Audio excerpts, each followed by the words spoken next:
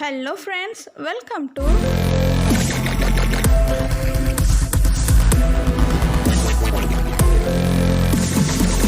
Jaichithra's channel. இன்னைக்கு நம்ம சேனல்ல என்ன ஸ்பெஷலான வீடியோ பாத்தீங்கன்னா கிட்ஸ்ல இருந்து பெரியவங்க வரைக்கும் ரொம்ப லைக் பண்ற ஒரு ஸ்வீட் ஐட்டம் தான், அதாவது ரவா புட்டிங். ரவா புட்டிங் தான் நம்ம சேனல்ல அப்லோட் பண்ணியிருக்கோம். ஸோ இந்த வீடியோவை லாஸ்ட் வரை ஸ்கிப் பண்ணாம பாருங்க. அதுக்கு முன்னாடி நம்ம சேனலை சப்ஸ்கிரைப் பண்ணாதவங்க இருந்தீங்கன்னா மறக்காமல் பண்ணிவிடுங்க. பக்கத்தில் இருக்க பெல் ஐக்கானையும் டச் பண்ணிக்கோங்க.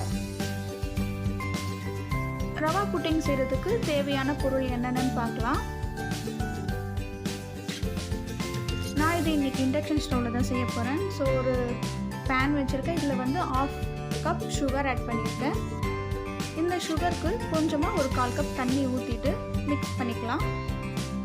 இப்போ வந்து பார்த்திங்கன்னா இந்த சர்க்கரை வந்து இந்த தண்ணியில் வந்து நல்லா கரையணும்.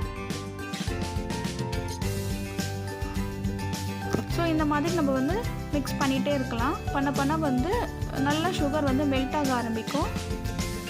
ஸ்டவ்வை வந்து லோ ஃப்ளேமில் வச்சுட்டு இதே மாதிரி மிக்ஸ் பண்ணிகிட்டே இருங்க. ஸோ நம்மளோட சுகர் வந்து கலர் வந்து மாற ஆரம்பிக்கும். இந்த மாதிரி கலர் மாறினதும் ஸ்டவ்வை ஆஃப் பண்ணிக்கோங்க. ஆஃப் பண்ணிவிட்டு இந்த கேரமலை வந்து வேறு ஒரு பேனில் வந்து நம்ம மாற்றிக்க போகிறோம்.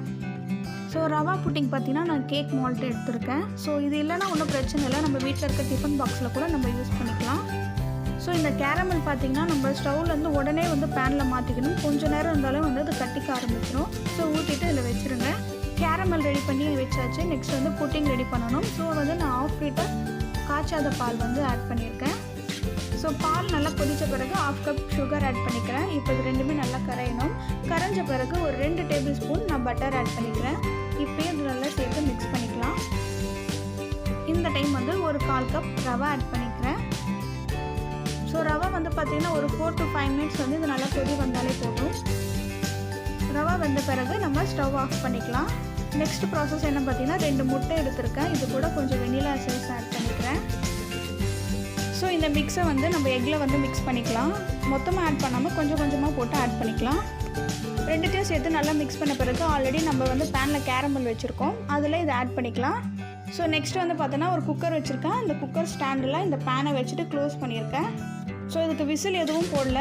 40 மினிட்ஸ் கழித்து எப்படி பாயில் இருக்குதுன்னு பார்க்கலாம். ஸோ நம்ம சிம்மில் வந்து ஒரு 40 மினிட்ஸ் குக் பண்ணிட்டோம். 40 மினிட்ஸ் ஆன பிறகு இந்த மாதிரி கத்தி எடுத்து நம்ம டெஸ்ட் பண்ணி பார்க்கலாம். ஸோ இது போல் ஒட்டாமல் வந்துன்னா நம்மளுடைய கேரமல் புட்டிங் வந்து ரெடி ஆகிடுச்சு. ஸோ இது நான் வேறு பிளேட்டில் வந்து சர்வ் பண்ணிக்கிறேன். ஸோ எவ்வளோ சூப்பராக ரெடி ஆகிருக்குன்னு பாருங்கள். ஸோ இந்த மேலே வந்து பார்த்திங்கன்னா அந்த கேரமலும் அப்புறம் கீழே இருக்க மில்க் புட்டிங்கும் ஒரு ரெண்டுமே சேர்த்து கலர்ஃபுல்லாக இருக்குது. ஸோ இந்த ரெசிபியை வந்து நம்ம வீட்டில் ரொம்ப ஈஸியாகவே செஞ்சு முடிச்சிடலாம். டேஸ்ட் வந்து பார்த்திங்கன்னா ரொம்பவே அட்டகாசமாக இருக்கும். ஸோ இப்போ நான் கட் பண்ணி காமிக்கிறேன் பாருங்கள் எந்த அளவுக்கு சாஃப்டாக இருக்குன்னு. ஸோ உங்களுக்கு பார்க்குறப்பவே தெரிஞ்சிருக்கும் ரொம்ப சாஃப்டாக வந்திருக்கு. ஸோ நம்ம வீட்டில் வந்து பார்த்தோன்னா நிறைய ஸ்வீட் ஐட்டம்ஸ் செஞ்சுருப்போம். ஸோ இந்த டிஷ்ஷுமே வந்து உங்கள் வீட்டில் செஞ்சு பாருங்கள். எல்லா ஏஜ் பர்சனும் வந்து இது ரொம்ப லைக் பண்ணி சாப்பிடுவாங்க. ஸோ இந்த டிஷ்ஷை செஞ்சு பார்த்து கமெண்ட் பண்ணுங்கள். இந்த வீடியோ பிடிச்சிருந்தா நம்ம சேனல் லைக் பண்ணுங்கள், கமெண்ட் பண்ணுங்கள், சப்ஸ்கிரைப் பண்ணுங்கள், உங்கள் ஃப்ரெண்ட்ஸ் எல்லாருக்குமே ஷேர் பண்ணுங்கள். வேறு ஒரு வீடியோவில் பார்க்குறோம். தேங்க்யூ.